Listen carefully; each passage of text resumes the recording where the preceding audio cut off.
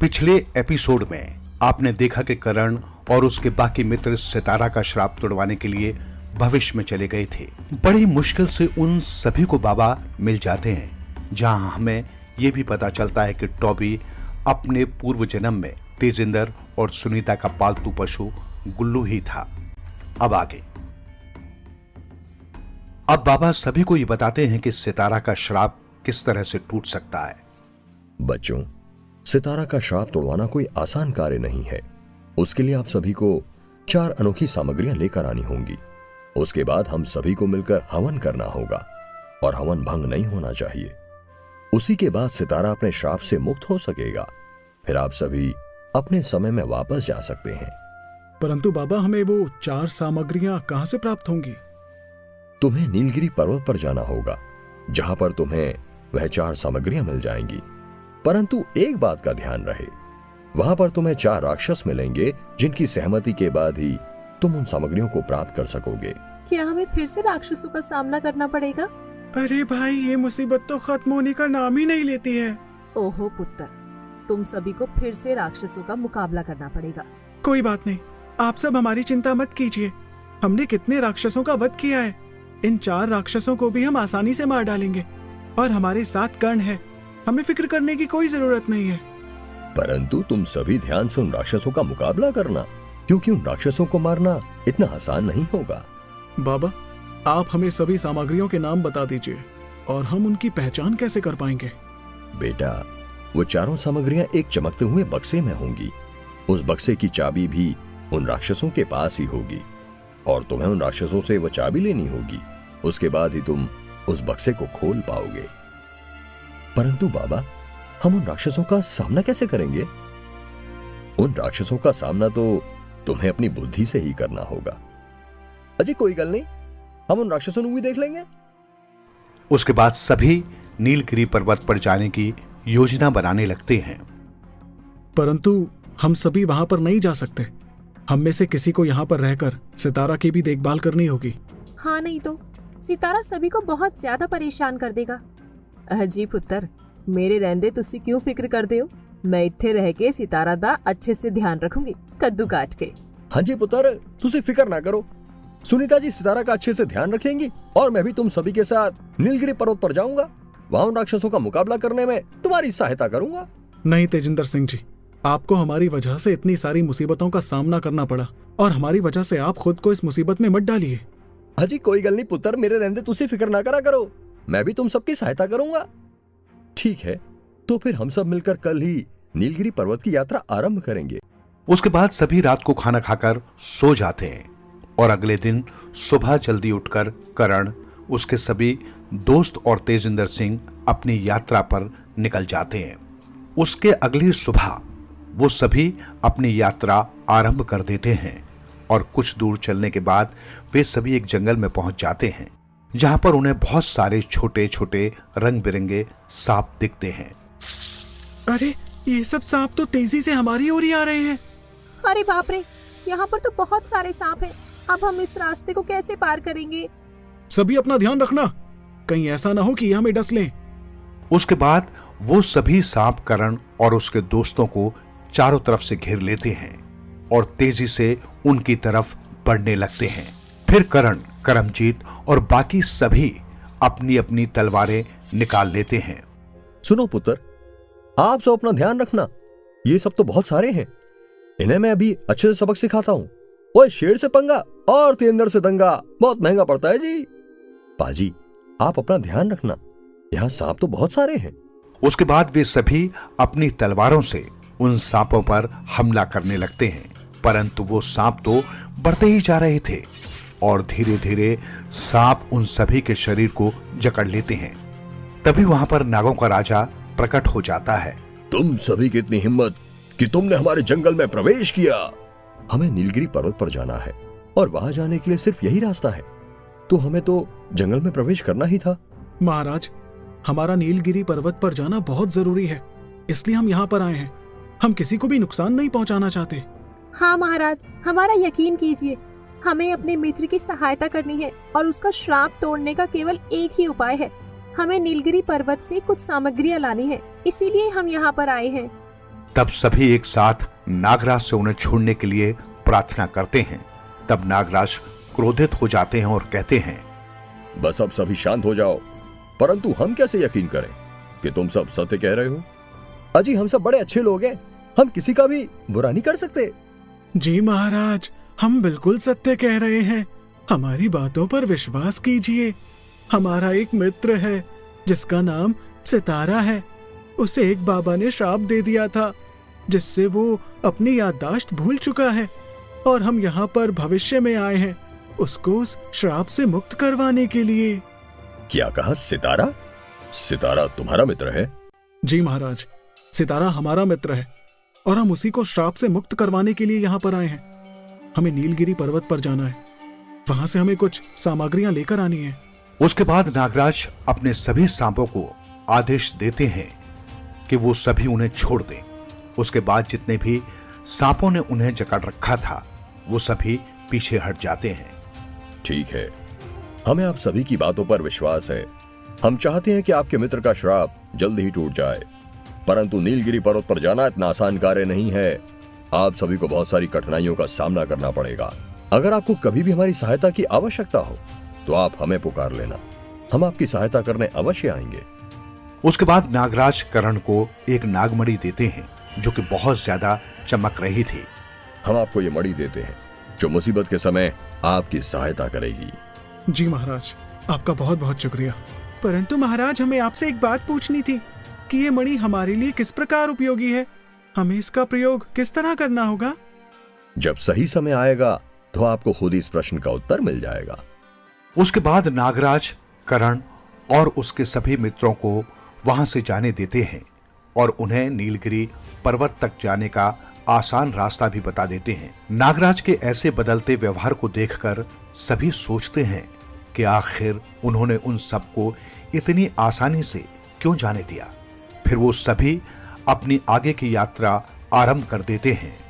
आखिर नागराज ने हमें इतनी आसानी से कैसे जाने दिया, और उन्होंने हमारी नीलगिरी पर्वत तक पहुंचने के लिए सहायता भी की।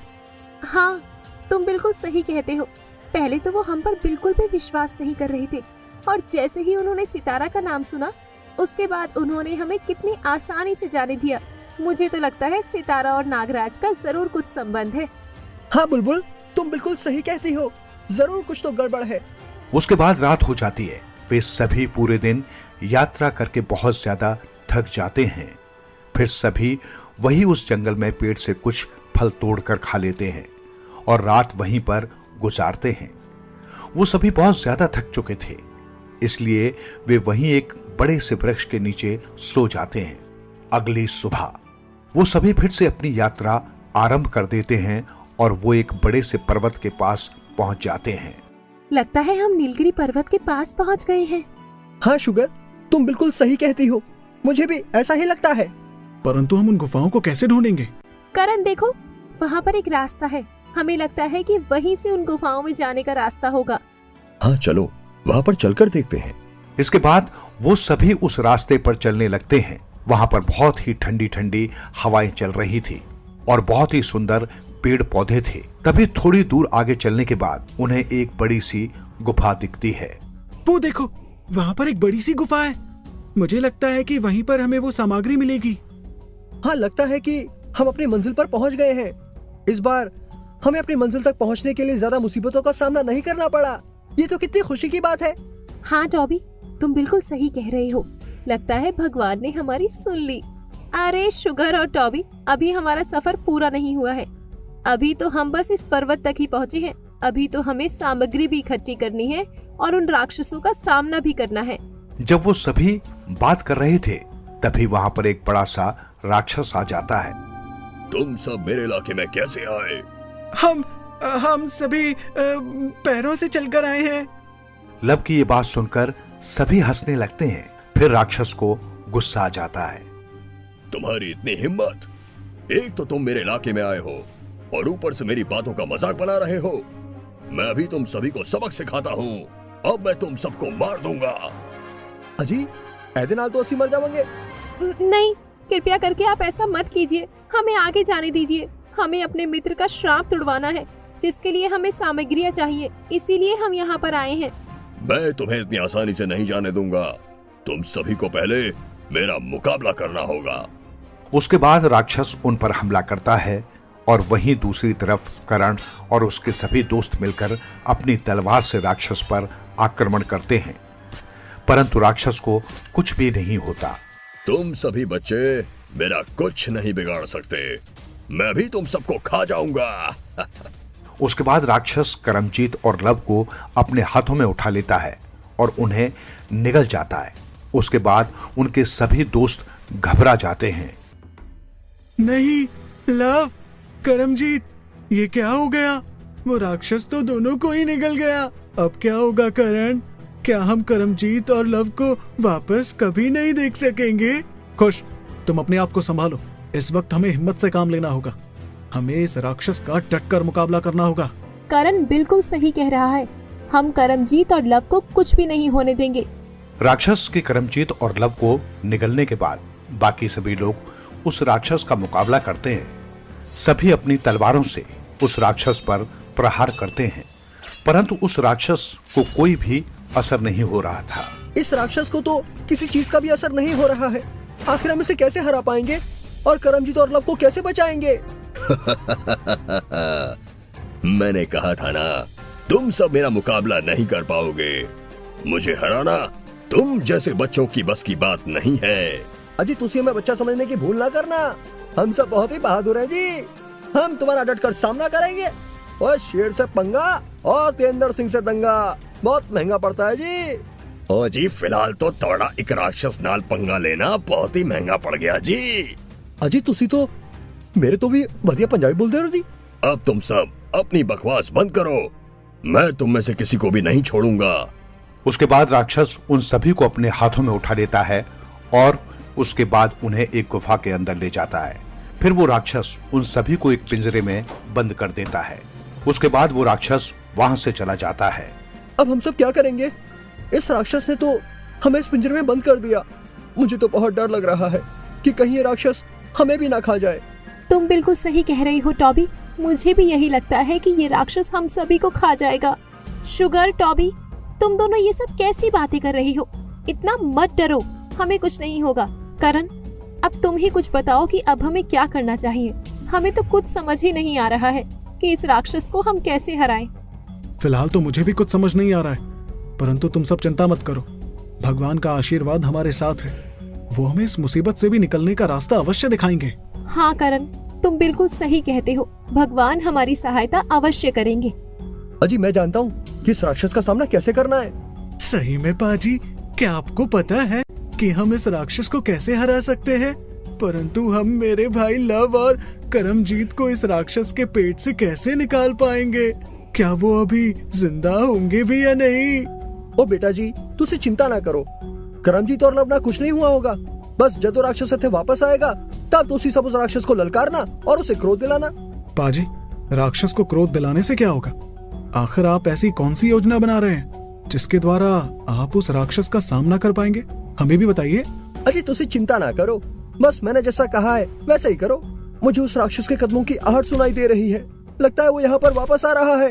मुझे तो बहुत ज्यादा डर लग रहा है। तुम सही कहते हो। देखो, वो राक्षस वापस आ गया। उसके बाद राक्षस वहां पर वापस आ जाता है। क्या हुआ बच्चों? क्या तुम सभी मिलकर भी मेरा मुकाबला नहीं कर सके? इसी वजह से तुम इतने उदास हो। तुम सब तो मेरे समक्ष एक चींटी की भांति हो। ओए राक्षस, तुझे अपनी ताकत पर कुछ ज्यादा ही घमंड है ना? अगर ऐसा ही है तो अब मेरा मुकाबला कर। मैं अकेला ही तेरे लिए काफी हूँ। तुम सब मिलकर तो मेरा कुछ नहीं बिगाड़ पाए, तो अब तू अकेला मेरा क्या बिगाड़ेगा? क्यों राक्षस, अब तू मुझसे डर गया क्या? आप बिल्कुल सही कहते हो पाजी। ये राक्षस डर गया है, इसलिए इसने हमें यहाँ पर पिंजरे में बंद कर दिया है। ए मूर्ख, मुझे लगता है कि तुझे अभी मेरी ताकत का अंदाजा नहीं हुआ है। अगर तू सच में मुझसे मुकाबला करना चाहता है तो मैं अभी तेरी आखिरी इच्छा भी पूरी कर देता हूँ, क्योंकि मेरे सामने तू ज्यादा देर तक टिक ही नहीं पाएगा। उसके बाद राक्षस तेजिंदर सिंह को उस पिंजरे से बाहर निकाल देता है। हाँ, अब तो तुम पिंजरे से भी बाहर आ गए हो। अब तुम मुझे अपनी ताकत दिखा सकते हो। आप करो मेरा मुकाबला। हुण मैं दिखाता हूँ तेनू कि मैं क्या कर सकता हूँ। और शेर से पंगा और तेजेंद्र सिंह से दंगा बहुत महंगा पड़ता है जी। उसके बाद तेजिंदर सिंह उस राक्षस के ऊपर अपनी तलवार से हमला करता है, परंतु राक्षस को कुछ भी नहीं होता। लगता है अभी भी तुम्हें समझ नहीं आया है। कोई बात नहीं, मैं तुम्हारी सारी समस्या एक ही पल में हल कर देता हूँ। उसके बाद राक्षस क्रोधित हो जाता है, फिर वो तेजिंदर सिंह को अपने हाथों में उठाता है और उसे भी निगल जाता है। ये सब देखकर बाकी सभी डर जाते हैं। अब ये राक्षस बहुत ज्यादा क्रोधित हो गया है, मुझे लगता है अब ये हमें भी खा जाएगा। तुम बिल्कुल सही कहते हो टॉबी, ये राक्षस तो तेजेंद्र सिंह जी को भी खा गया है। उन्होंने तो कहा था कि उनके पास एक बहुत अच्छी योजना है जिसकी सहायता से वो करमजीत और लव को बचा सकेंगे, परंतु वो खुद ही इस राक्षस का खाना बन गए। अब लगता है कि हम भी जल्द ही इस राक्षस के पेट में पहुंच जाएंगे। जब राक्षस तेजिंदर सिंह को खा जाता है, तब उसके पेट में जाने के बाद वो एक अंधेरी सी जगह में पहुंच जाता है। वहीं पर उसे करमजीत और लव भी नजर आते हैं। बाजी आप यहाँ पर? क्या उस राक्षस ने आपको भी खा लिया? और नहीं पुत्र जी, राक्षस ने मुझे नहीं बल्कि मैंने उस राक्षस को खा लिया है। क्या सच में पाजी? परंतु अगर ऐसा है तो हमें भी आपके पेट में होना चाहिए था, क्योंकि हम तो राक्षस के पेट में हैं और राक्षस आपके पेट में है। फिर हम आपसे बात कैसे कर पा रहे हैं? अजी पुत्र, तुसी एक ही गल कर रहे हो। राक्षस नहीं मुझे निकला है और मैं तुम दोनों नू ऐथे बचाने वास्ते ही आया हूँ। परंतु पाजी, हम अब इस राक्षस के पेट से वापस बाहर कैसे निकल सकते हैं? तुसी फिक्र ना करो, मेरे पास ये छोटा सा खंजर है, इसकी सहायता से मैं इस राक्षस के पेट को काट दूंगा, उसके बाद हम यहाँ से बाहर निकल जाएंगे। उसके बाद तेजिंदर सिंह उस खंजर की सहायता से उस राक्षस के पेट में बहुत जोर से वार करने लगता है, जिसकी वजह से उसके पेट में बहुत ज्यादा दर्द होने लगता है। ज्यादा दर्द होने के कारण वो राक्षस बहुत ज्यादा तड़पने लगता है। राक्षस समझ जाता है कि कोई उसके पेट में चाकू से वार कर रहा है। राक्षस को ऐसा दर्द में कहराते हुए देखकर करण और उसके बाकी मित्र असमंजस में पड़ जाते हैं कि अचानक से राक्षस को क्या हो गया है। आखिर इस राक्षस को क्या हो गया है? वो दर्द से इतना तड़प क्यों रहा है? लगता है इस राक्षस ने कुछ गलत खा लिया होगा। क्या तुमने देखा नहीं कुछ कि अभी इस राक्षस ने तुम्हारे सामने ही तेजिंदर सिंह जी को खाया है? तुम सही कहती हो शुगर, लगता है कि तेजिंदर सिंह से पंगा लेना इस राक्षस को सच में महंगा पड़ गया है। तेजिंदर सिंह के काफी प्रहारों के बाद वो सफल हो जाता है और उसके बाद वहां पर एक बहुत ही चमकदार रोशनी प्रकट हो जाती है। उस रोशनी के प्रकट होने के बाद तेजिंदर सिंह, करमजीत और लव वापस उस राक्षस के पेट से बाहर आ जाते हैं। उन्हें वापस अपने सामने सही सलामत देखकर बाकी सभी बहुत ज्यादा खुश हो जाते हैं। उसके बाद करमजीत बाकी सभी को भी पिंजरे से बाहर निकाल देता है। पाजी, आपने तो बिल्कुल कमाल ही कर दिया। आखिर आपने ऐसा क्या किया जिसकी वजह से वो राक्षस गायब हो गया और आप सभी वापस बाहर आ गए? पाजी ने खंजर की सहायता से उस राक्षस के पेट में आक्रमण किया, जिसके कारण हम उस राक्षस के पेट से बाहर निकलने में कामयाब हो सके। चलो, अच्छा है कि तेजिंदर सिंह जी ने इस राक्षस का भी वध कर दिया, परंतु अभी तो हमें बाकी 3 राक्षसों का भी सामना करना होगा। हाँ, अभी तो हमें बहुत कुछ करना है। चलो हम अब अपना आगे का सफर शुरू करते हैं। उसके बाद करण और उसके सभी मित्र मिलकर अपने आगे का सफर शुरू कर देते हैं। वो उस रास्ते पर आगे जाते हैं। उन्हें वहां पर बहुत सारे सुंदर वृक्ष दिखाई देते हैं, जिस पर बहुत ही स्वादिष्ट फल लगे होते हैं। देखो यहाँ पर कितने सारे स्वादिष्ट सेब हैं। मुझे तो बहुत जोरों से भूख लगी है, चलो कुछ फल तोड़कर खाते हैं। तुमने सही कहा, मुझे भी बहुत जोरों से भूख लगी है। उसके बाद सभी वृक्ष से फल तोड़कर खाने लगते हैं कि तभी वहां पर बहुत सारे सैनिक तलवार लेकर आ जाते हैं और उन सभी को घेर लेते हैं। अभी फिर से नई मुसीबत। अभी ही हमने कुछ देर पहले एक राक्षस का मुकाबला किया, अब फिर से ये लोग आ गए। हे भगवान, हमारी रक्षा करना। हमें इतनी ज्यादा भूख लगी थी, कम से कम हमें पहले शांति से फल तो खाने देते। उसके बाद वे सैनिक उन सभी पर आक्रमण कर देते हैं और सभी अपनी तलवार निकालकर उन सैनिकों का मुकाबला करते हैं। वे सैनिक बहुत ज्यादा ताकतवर थे, उनका मुकाबला करना बहुत ही मुश्किल हो रहा था। उसके बाद करमजीत देखता है कि करण तो वहां पर कहीं भी नहीं है। आखिर ये करण कहां पर चला गया? पता नहीं करमजीत, करण अभी तो यहीं पर था। उसके बाद करण उन सैनिकों के बीच से आता है। उसकी आंखें बहुत ज्यादा लाल हो रही थी। सैनिकों, इन सभी को बंदी बना लो। उसके बाद सैनिक उन सभी को बंदी बना लेते हैं, किसी को भी कुछ समझ नहीं आ रहा था कि आखिरकार करण ने ऐसा क्यों किया और ये सभी सैनिक करण की बातें क्यों मान रहे हैं। करण जब उन सैनिकों को सभी को बंदी बनाने का आदेश देता है तब उसके सभी मित्र करण को ऐसा कहता देखकर काफी ज्यादा हैरान हो जाते हैं। करण, ये कैसा मजाक है? तुम वहां पर क्या कर रहे हो? आओ, इन सैनिकों से युद्ध करने में हमारी सहायता करो। हाँ करण, जल्दी आओ, हमारी सहायता करो। तुम वहाँ पर इस तरह चुपचाप क्यों खड़े हो? हाँ करण, अपनी तलवार निकालो और इन सभी को सबक सिखाओ। उसके बाद करण अपनी तलवार निकाल लेता है। फिर वो पहले करमजीत पर आक्रमण करता है। उसके बाद वो अपने बाकी सभी दोस्तों पर भी आक्रमण करने लगता है। करण को ऐसा करता देख सभी अचंभित हो जाते हैं। किसी को भी कुछ समझ नहीं आ रहा था कि करण ऐसा व्यवहार क्यों कर रहा है। करण, ये तुम क्या कर रहे हो? तुम हमारे ऊपर आक्रमण क्यों कर रहे हो? तुम इन सैनिकों का सामना क्यों नहीं करते? सुनो दोस्तों, मुझे लगता है कि करण को कुछ हो गया है। तुम सब केवल अपना बचाव करो। कोई भी करण पर आक्रमण मत करना, वह भी अपने होश में नहीं है। तुम सही कहते हो करमजीत, मुझे भी यही लगता है कि करण को कुछ हो गया है। सैनिकों, इन सभी को बंदी बना लो। उसके बाद सैनिक करण के सभी दोस्तों को बंदी बना लेते हैं। अजी पुत्र, तुसी यकी कर देता। करण, तुम होश में आओ। तुम ये सब क्या कर रहे हो? सैनिकों, अब इन सभी को एक एक करके अलग अलग वृक्ष से बांध दो। उसके बाद सैनिक करण के सभी दोस्तों को अलग अलग वृक्ष के साथ बांधने लगते हैं। करण के सभी दोस्त उससे कहते हैं कि वे उनके साथ ऐसा ना करें, परंतु वो किसी की भी बात नहीं मानता और न ही उनकी किसी बात का जवाब देता है। हमें वृक्ष के साथ बांधकर पुत्र, तुसी की करना चाहते हो? करण, तुम हमारी बातों का जवाब क्यों नहीं दे रहे हो? कृपया करके हमारी बात सुनो। बुलबुल, करण इस वक्त अपने होश में नहीं है। उससे बात करने का कोई फायदा नहीं है। वो अभी हमारी किसी भी बात का जवाब नहीं देगा। हाँ बुलबुल, लव बिल्कुल सही कह रहा है।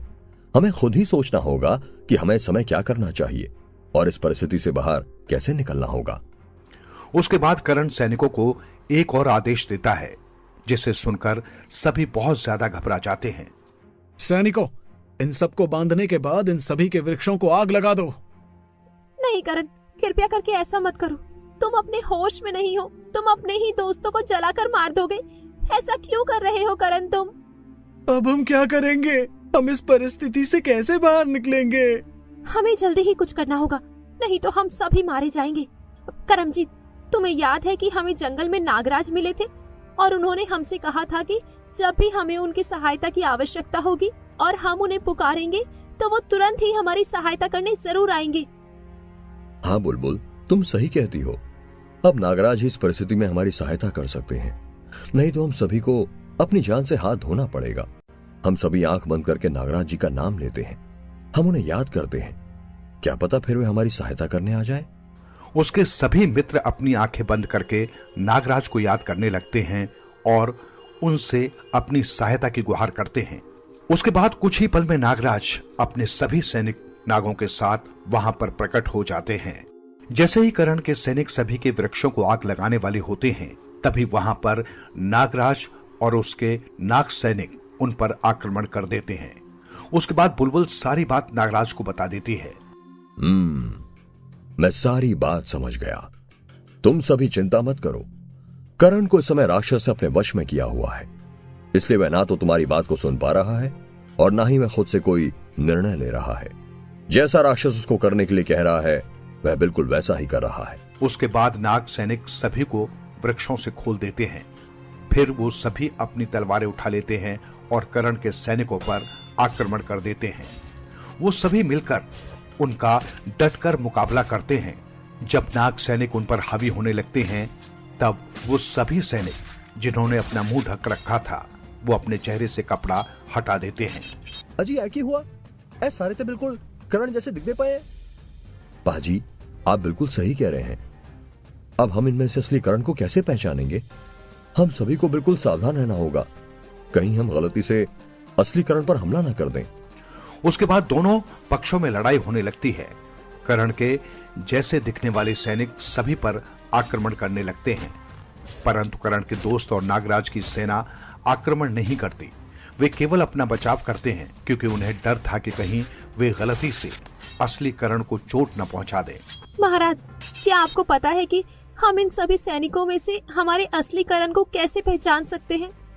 हमें यह देखना होगा कि इनमें से कोई एक व्यक्ति किस तरह सबसे अलग है। जो भी सबसे अलग होगा वही असली करण होगा। इसलिए सभी इस बात का ध्यान रखते हुए असली करण की पहचान करने की कोशिश करो। लगता है मुझे पता चल गया कि इनमें असली करण कौन है। क्या सच में शुगर तुम्हें पता चल गया है कि असली करण कौन है?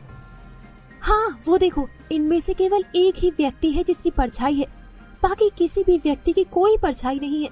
इसका मतलब वही हमारा असली करण है। वाह शुगर, तुम तो बहुत ही होशियार हो। शुक्रिया टॉबी।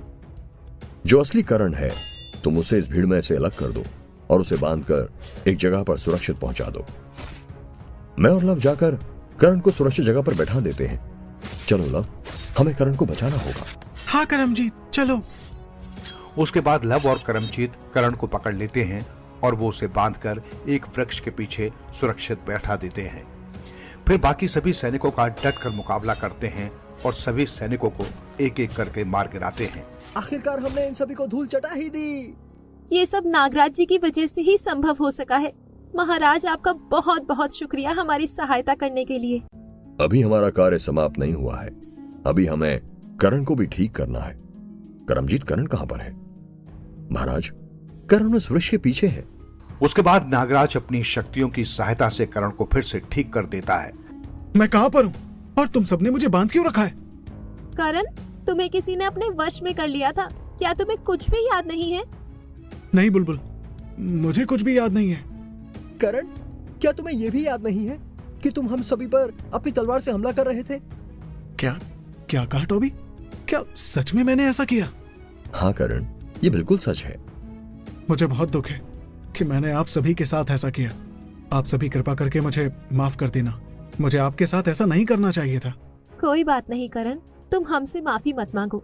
इसमें तुम्हारा कोई दोष नहीं है। तुम अपने होश में नहीं थे। तुम्हें तो किसी ने अपने वश में किया हुआ था। उसके बाद वहां पर एक राक्षस आ जाता है। तुम सभी को ज्यादा खुश होने की जरूरत नहीं है। तुम सभी को मेरा मुकाबला करना होगा। बरकासुर, तुम हमसे बच नहीं पाओगे। बकरासुर? ये कैसा नाम है? ए बच्चे, मेरा नाम बकरासुर नहीं बरकासुर है। तुम मेरा नाम सही से लो। बरकासुर, तुम्हें पहले मेरे से मुकाबला करना होगा। उसके बाद बरकासुर और नागराज में युद्ध होने लगता है।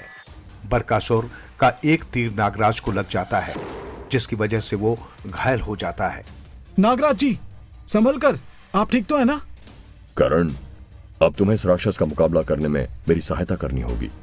जी महाराज, मुझे आदेश दीजिए कि मुझे क्या करना होगा।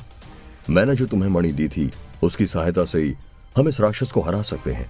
तुम उस मणि की जादुई शक्तियों से इस राक्षस पर प्रहार करो, जिससे तुम इसका मुकाबला कर सकोगे। जैसी आपकी आज्ञा महाराज, मैं अभी इस राक्षस से मुकाबला करता हूँ। उसके बाद करण वो मणि निकाल लेता है और उस राक्षस पर प्रहार करने लगता है। वो राक्षस भी करण पर प्रहार कर रहा था, परंतु मणि की जादुई शक्तियों की वजह से करण को कुछ नहीं होता। ए बालक, मैं तुझे छोड़ूंगा नहीं। तू मेरे आगे ज्यादा देर टिक नहीं पाएगा। बरकासुर, वो तो अभी पता चली जाएगा कि कौन कितनी देर टिकेगा।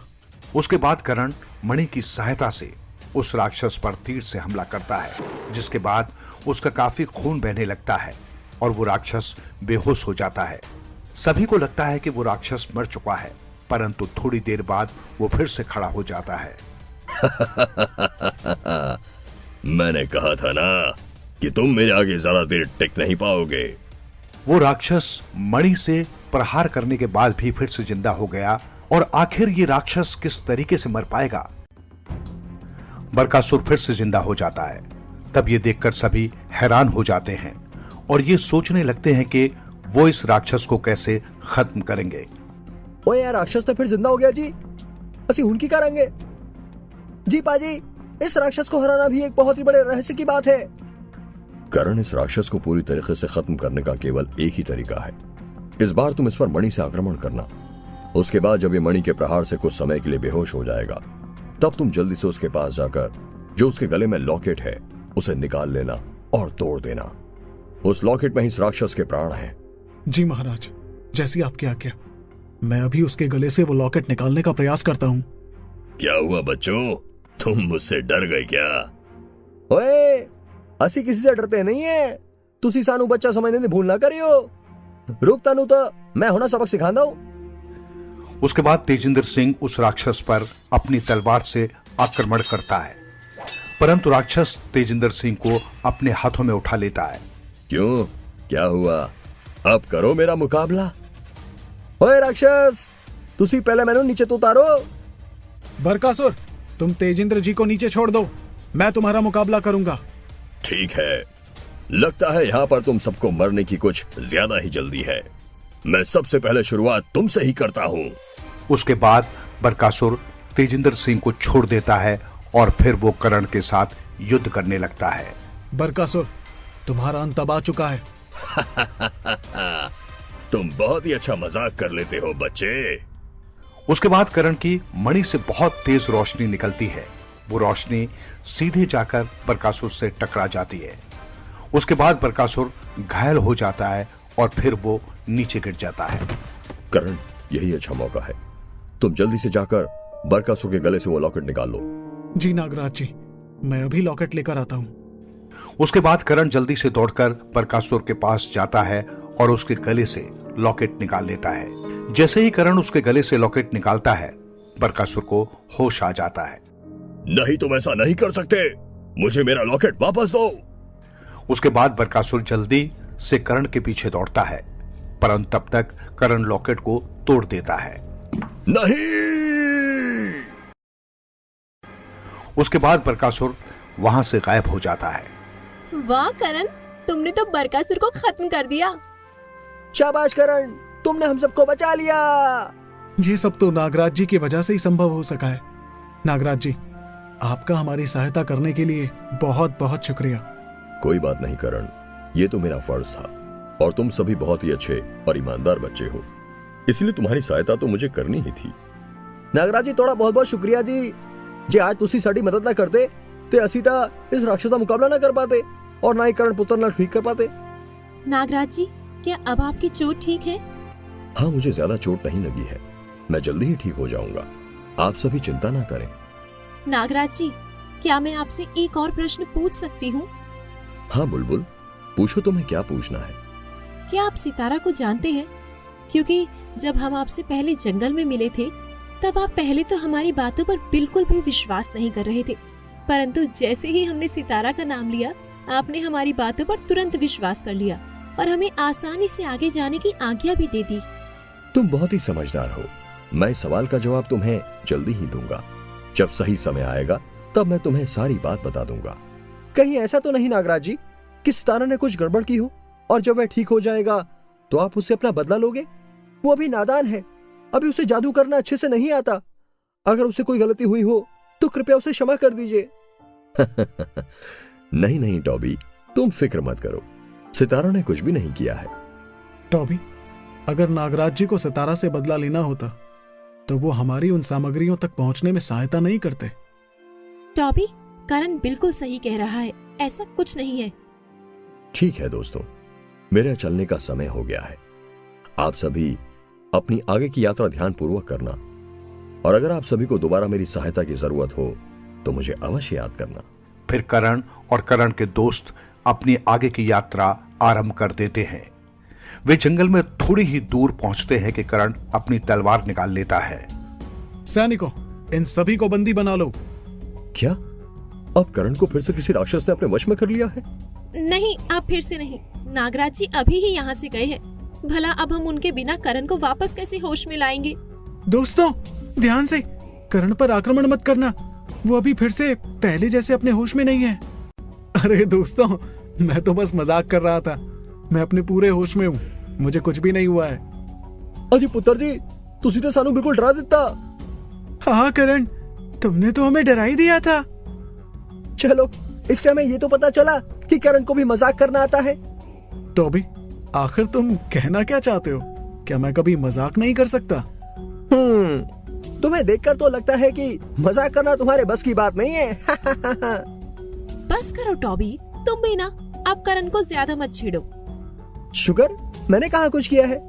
करण और उसके सभी दोस्त ऐसे ही बातें करते हुए जंगल के अंदर तक पहुंच जाते हैं। उसके बाद उन सभी को बहुत जोरों से भूख लगती है। तब उन्हें वहां पर एक कुटिया नजर आती है। देखो वहाँ एक कुटिया है, क्या हम सभी वहाँ जाकर थोड़ा आराम कर लें? और मुझे बहुत जोरों से भूख भी लगी है, हम उनसे कुछ खाने को भी मांग लेंगे। ओए पुत्र जी, तुसी बिल्कुल सही कहने पाए हो। भूख तो मैंने भी बड़ी जोरां दी लगती पाई है। ठीक है, तो फिर हम सभी वहां पर चलते हैं। उसके बाद करण और उसके सभी दोस्त उस कुटिया के दरवाजे को खटखटाते हैं। तब उसके अंदर से एक व्यक्ति बाहर आ जाता है। आप सभी कौन हैं और आपको मुझसे क्या काम है? हम सभी नीलगिरी पर्वत की यात्रा करने के लिए निकले थे और हम सभी काफी थक गए हैं, इसलिए क्या हम यहाँ पर आज रात रुक सकते हैं? ठीक है, आप सभी अंदर आ जाइए। क्या हमें कुछ खाने को मिल सकता है? मुझे बहुत जोर से भूख लगी है। मुझे भी किसी काम से बाहर जाना है। रसोई घर में सारा सामान रखा है, आप स्वयं भोजन बनाकर खा सकते हैं। कोई बात नहीं, आप जाइए, हम खुद खाना बनाकर खा लेंगे। उसके बाद वो व्यक्ति वहां से चला जाता है। फिर करण और बुलबुल मिलकर सभी के लिए भोजन बनाते हैं। उसके बाद सभी भोजन करने लगते हैं। वाह बुलबुल, अब तो तुम बहुत ही स्वादिष्ट खाना बनाती हो। हाँ, मुझे तो बहुत जोर से भूख लगी थी। हमने कितने समय से खाना नहीं खाया। उन राक्षसों से युद्ध करने की वजह से हम उसी में इतना व्यस्त थे, साथ ही हमें फल खाकर गुजारा करना पड़ रहा था। अब इतना स्वादिष्ट खाना खाकर मुझे तो मजा आ गया। हाँ बुलबुल, इतने स्वादिष्ट भोजन के लिए तुम्हारा शुक्रिया। बस बस, मेरी इतनी तारीफ भी मत करो। वैसे तारीफ करने के लिए सभी का शुक्रिया। उसके बाद सभी भोजन कर लेते हैं। सभी बहुत ज्यादा थक चुके थे, इसलिए उन्हें बहुत ज्यादा नींद आ रही थी। आखिर वह व्यक्ति कहाँ चला गया है और वह कब तक वापस लौटेगा? पता नहीं करमजीत, परंतु जब तक वो व्यक्ति नहीं आता हमें उसका इंतजार करना होगा। परंतु करण, रात भी होने लगी है और हम इतने ज्यादा थक गए हैं, हमें नींद भी आ रही है। फिर हम सभी को सुबह उठकर वापस अपनी यात्रा भी आरंभ करनी है। हम सभी को सो जाना चाहिए, क्योंकि क्या पता हमें फिर से किस राक्षस का सामना करना पड़ जाए। करण पुत्र, लो बिल्कुल सही कहना पाया है। असी सबनू सो जाना चाहिए है। ठीक है पाजी, हम सभी सो जाते हैं। जब वो व्यक्ति आएगा तब मैं उठ जाऊंगा। सभी बहुत ज्यादा थक गए थे, इसलिए उन्हें बहुत गहरी नींद आ जाती है। उसके बाद सभी आराम से सो जाते हैं। फिर जब सभी सुबह सोकर उठते हैं, तब वे सभी खुद को एक बड़े से महल में पाते हैं। अजी, अब है कि जादू होया? मुझे लगता है कि मैं कोई सपना देख रहा हूँ। नहीं नहीं, ये कोई सपना नहीं है, हम सच में एक महल में हैं। परंतु हम तो रात को उस कुटिया में सोए थे ना, तो फिर सुबह हम यहाँ पर कैसे उठे? और यहाँ पर इतना अंधेरा क्यों है? मुझे तो यहाँ पर डर लग रहा है। डरो मत शुगर, मैं हूं ना यहाँ पर भी, हमेशा की तरह तुम्हारे साथ में। दोस्तों, तुम सभी अपना ध्यान रखना, ये कोई मायावी जाल भी हो सकता है। हाँ करण, तुम बिल्कुल सही कहते हो। हमें कुछ भी करने से पहले सोच समझकर कदम रखना होगा। सब अपना अपना ध्यान रखना। जब वे सभी आपस में बातें कर रहे थे, तभी उनके सामने से एक बूढ़ा आदमी और एक बूढ़ी औरत आते हैं। बच्चों, आप सभी का हमारे महल में स्वागत है। हम आपका बहुत दिनों से इंतजार कर रहे थे। आखिर आप सभी यहाँ पर आ ही गए। परंतु आप कौन है और आप हमें कैसे जानते हैं? करण बेटा, हम तुम्हें बहुत अच्छे से जानते हैं। तुम सब फिक्र मत करो, इसे अपना ही घर समझो। यहाँ पर तुम्हें कोई नुकसान नहीं पहुंचाएगा। करण और उसके सभी मित्र जब सोकर उठते हैं, तो वो खुद को एक अजीब से महल में पाते हैं। वो महल काफी अजीब और डरावना था। ये सब क्या हो रहा है? तुम चिंता मत करो शुगर, मैं हूं ना तुम्हारे साथ। उसके बाद वहां पर एक बूढ़ा व्यक्ति और एक बूढ़ी औरत आ जाते हैं। करण, तुम और तुम्हारे मित्र यहाँ पर आराम से रह सकते हैं। यहाँ पर कोई भी तुम्हें नुकसान नहीं पहुंचाएगा। परंतु आप हमें कैसे जानते हैं? हमारे पास कुछ जादुई शक्तियां हैं, जिसकी सहायता से हमें पता चला है कि तुम सभी यहाँ पर क्या करने आए हो, और हम इस काम में तुम्हारी सहायता भी कर सकते हैं, जिसकी सहायता से तुम अपने लक्ष्य तक आसानी से पहुंच पाओगे। परंतु हम कल रात को एक छोटी सी कुटिया में सोए थे और जब हम सुबह उठे तो हम इस महल में थे। ये कैसे संभव हुआ? करण, ये कोई आम महल नहीं है, ये एक मायावी महल है। इस महल में हर कोई प्रवेश नहीं कर सकता। हम जिसे चाहते हैं केवल वही इस महल में प्रवेश कर सकता है और ना ही कोई भी इस महल को आसानी से देख सकता है। हमने देखा कि तुम सभी बहुत ज्यादा थके हुए थे, इसलिए हमने उस कुटिया के जरिए तुम्हें इस महल में प्रवेश करने दिया। आप दोनों हमारी सहायता क्यों कर रहे हैं? क्योंकि तुम सभी बहुत ही अच्छे और ईमानदार बच्चे हो, इसलिए हम तुम्हारी सहायता करना चाहते हैं। हम जानते हैं कि आगे का सफर तुम्हारे लिए बहुत ज्यादा कठिन होने वाला है और उस सफर के लिए तुम्हें हमारी सहायता की आवश्यकता होगी। चलो बच्चों, ये सब छोड़ो। तुम सभी को बहुत जोरों से भूख लगी होगी। मैं अभी तुम सभी के लिए स्वादिष्ट खाना बनाकर लाती हूँ। हाँ जी माताजी, मुझे भूख तो बहुत जोरों से लगी है। तुम सही कहते हो टॉबी, मुझे भी बहुत जोरों से भूख लगी है। ठीक है बच्चों, तुम सभी थोड़ी देर अपने कमरे में विश्राम करो। मैं अभी तुम सभी के लिए भोजन पकाती हूँ। माँ जी, क्या मैं भी आपकी भोजन बनाने में सहायता कर सकती हूँ? अरे नहीं नहीं बेटा, तुम चिंता मत करो, मैं अकेले ही भोजन की व्यवस्था कर लूंगी। तुम सभी अपने कमरे में विश्राम करो। हाँ बच्चों, ये महल मायावी है, इसलिए तुम सभी अपने कमरे में ही रहना। तुम किसी दूसरे कमरे में प्रवेश मत करना और ना ही किसी चीज को हाथ लगाना, नहीं तो ये तुम्हारे लिए मुसीबत खड़ी कर सकता है। ठीक है माँ जी, हम इस बात का ध्यान रखेंगे। ठीक है, रुको, तुमने भी मेरी पत्नी को माँ जी कहा और तुम मुझे दादाजी कह रहे हो। मैं इतना बूढ़ा भी नहीं हूं। ठीक है, मैं अभी चलता हूं। जब खाना तैयार हो जाएगा तब मैं तुम्हें बुलाने आ जाऊंगा। उसके बाद वो बूढ़ी औरत सभी के लिए खाना बनाने रसोई घर में चली जाती है और वो बुढ़ा व्यक्ति भी वहां से चला जाता है। उसके बाद करण और बाकी सभी मित्र अपने कमरे की तरफ जाने लगते हैं। दोस्तों, हम सभी को थोड़ा ध्यान रखने की जरूरत है। पता नहीं क्यों, परंतु मुझे ऐसा लगता है कि यहाँ पर कुछ तो गड़बड़ है। हाँ करमजीत, तुम बिल्कुल ठीक कह रहे हो। हम सभी को सावधान रहना होगा। मुझे भी यहाँ पर कुछ गड़बड़ लग रही है। महल काफी बड़ा होता है, उसमें बहुत सारे कमरे होते हैं। सभी कमरे दिखने में काफी अलग लग रहे थे, इसलिए सभी की उन कमरों को देखने की उत्सुकता बहुत ज्यादा बढ़ जाती है। करण, क्या हम इन कमरों के अंदर जाकर देख सकते हैं कि उनके अंदर क्या है? ओए पुत्र, मैं भी देखना चाहता हूँ कि इन सभी कमरों के अंदर है क्या। परंतु उन्होंने हमें किसी भी कमरे के अंदर जाने से या किसी भी चीज को छूने से मना किया है। हमें ऐसा नहीं करना चाहिए। करण, मुझे कुछ ठीक नहीं लग रहा है। मुझे तो यहाँ पर कुछ गड़बड़ लग रही है। हमें इस महल की छानबीन करनी चाहिए ताकि हमें कुछ पता चल सके। हाँ करण, बुलबुल बिल्कुल सही कहती है। हमें एक बार चलकर अवश्य देखना चाहिए। उसके बाद करण अपने सभी दोस्तों की बात से सहमत हो जाता है। फिर वे सभी एक कमरे के अंदर जाते हैं और देखते हैं कि वो कमरा पूरी तरीके से खाली था और उसमें बहुत ही ज्यादा अंधेरा था, जिसकी वजह से वे सभी डरकर उस कमरे से वापस बाहर आ जाते हैं। इस कमरे में तो बहुत ज्यादा अंधेरा था। अब तो मुझे बहुत डर लग रहा है। हाँ लव, तुम बिल्कुल सही कहते हो। ये कितना अजीब महल है। यहाँ पर सब कुछ कितना डरावना है। तुम दोनों ने ही कहा था कि हमें देखना चाहिए। अब क्या हुआ? अब तुम लोग इतनी आसानी से डर गए? किसने कहा करण कि हम डर गए? हम तो बस ये कह रहे थे कि ये महल बहुत ही ज्यादा अजीब है। कोई गल नहीं जी, फिर हम दूसरे कमरे में चलकर देख लेते हैं। उसके बाद वे इस तरह बाकी कमरों में जाकर देखते हैं, परंतु उन्हें वहां पर कुछ भी नजर नहीं आता। फिर उनकी नजर एक अजीब से कमरे पर जाती है, जिसका दरवाजा बहुत ही बड़ा था और उस दरवाजे पर एक भयानक से राक्षस का चित्र बना हुआ था। अजी पुत्र, मैंने लगता है कि इस कमरे में सानू कोई बहुत बड़े राज का पता चल सकता है। परंतु ये दरवाजा तो बहुत ज्यादा डरावना लग रहा है। शायद किसी को डर लग रहा है। नहीं करण, मुझे डर नहीं लगता। वो तो मुझे लगा कि इस दरवाजे को देखकर शायद तुम में से कोई डर जाए। मैंने तो बस इसलिए कहा था। उसके बाद करमजीत उस कमरे का दरवाजा खोल देता है।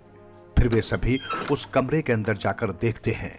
तब वे सभी उस नजारे को देखकर अचंभित हो जाते हैं। वहां पर बहुत सारी मोम की गुड़िया बनी हुई थी। पूरा कमरा उन्हीं से भरा हुआ था।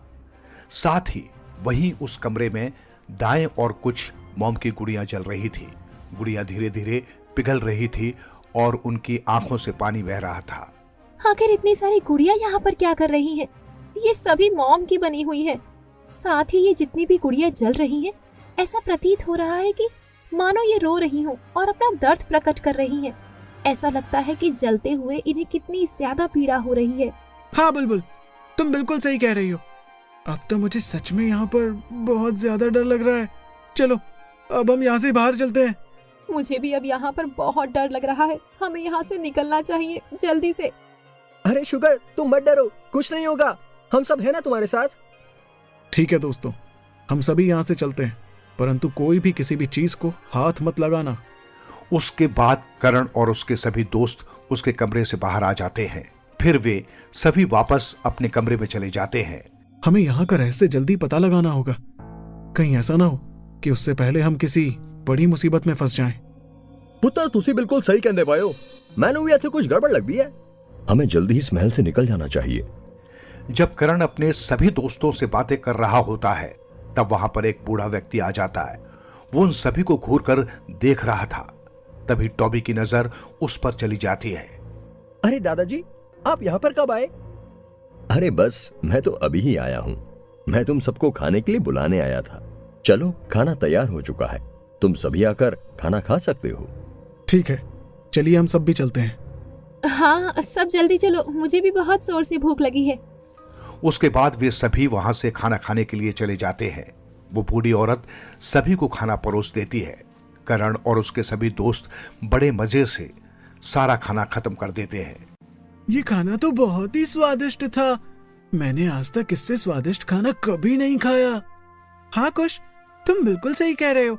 ये खाना तो सच में बहुत ही लाजवाब था। सच में मुझे भी ये खाना बहुत स्वादिष्ट लगा। सभी को खाना बहुत ही ज्यादा स्वादिष्ट लगता है और वे सभी खाने की बहुत ज्यादा तारीफ करने लगते हैं। शुक्रिया बच्चों, मुझे खुशी है कि आप सभी को मेरे हाथ का बना खाना पसंद आया। जी माँ जी, आपने सच में बहुत स्वादिष्ट खाना बनाया था। आपका बहुत बहुत शुक्रिया हमें इतना स्वादिष्ट खाना बनाकर इतने प्यार से खिलाने के लिए। ठीक है, अब आप हमें यहाँ से जाने की आज्ञा दीजिए। हमें अपनी आगे की यात्रा आरंभ करनी है। जब वो बूढ़ी औरत करण की ये बात सुनती है तो वो उसे गुस्से से देखने लगती है। तुम अभी यहाँ से कहीं भी नहीं जा सकते हो।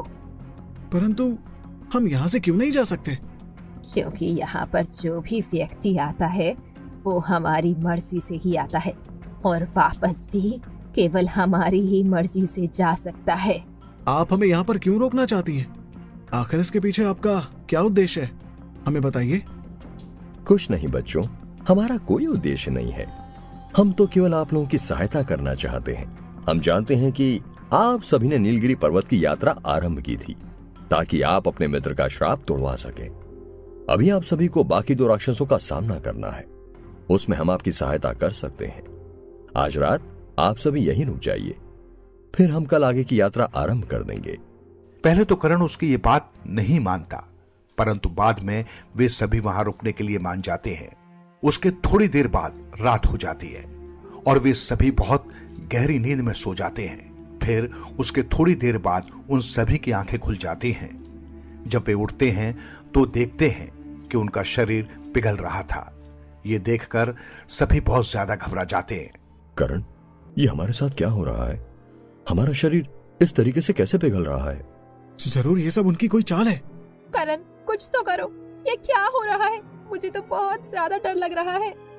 मुझे नहीं लगता कि हम सब बच पाएंगे।